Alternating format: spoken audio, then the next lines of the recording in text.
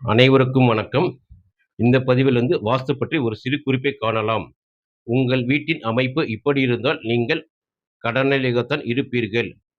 ஒரு வீட்டிற்கு கிழக்கு, மேற்கு, வடக்கு, தெற்கு என்று 4 பக்கமும் எவ்வாறு அமைந்திருக்கிறது என்பதை பொறுத்துதான் உங்கள் வாழ்க்கை தரம் அமையும். கிழக்கு பக்கத்திற்கு அதிபதி கிரகம்னா சூரியன், தேவர் இந்திரன். மேற்கு பக்கத்து அதிபதி கிரகம் சனி, தேவர் வருண பகவான்.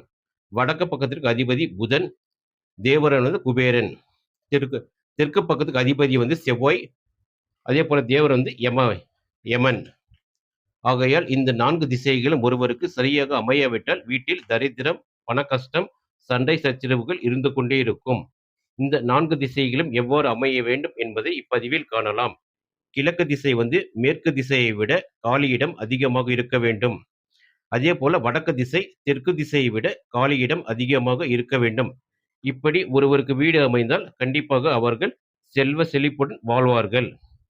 இதை பற்றி மேலும் விரிவாக காண அடுத்த பதிவில் காணலாம். நன்றி.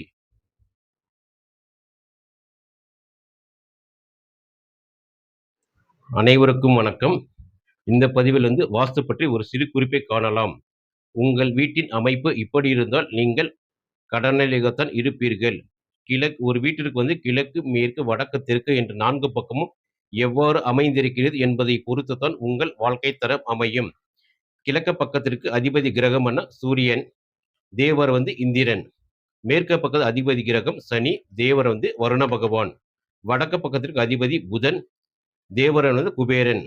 தெற்கு தெற்கு பக்கத்துக்கு அதிபதி செவ்வாய், அதே போல தேவர் யமன். ஆகையால் இந்த 4 திசைகளும் ஒருவருக்கு சரியாக அமையாவிட்டால் வீட்டில் தரித்திரம், பண கஷ்டம், சண்டை சச்சரவுகள் இருந்து கொண்டே இருக்கும். இந்த 4 திசைகளும் எவ்வாறு அமைய வேண்டும் என்பதை இப்பதிவில் காணலாம்.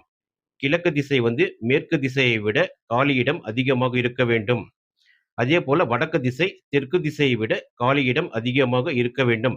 இப்படி ஒருவருக்கு வீடு அமைந்தால் கண்டிப்பாக அவர்கள் செல்வ செழிப்புடன் வாழ்வார்கள். இதை பற்றி மேலும் விரிவாக காண அடுத்த பதிவில் காணலாம். நன்றி.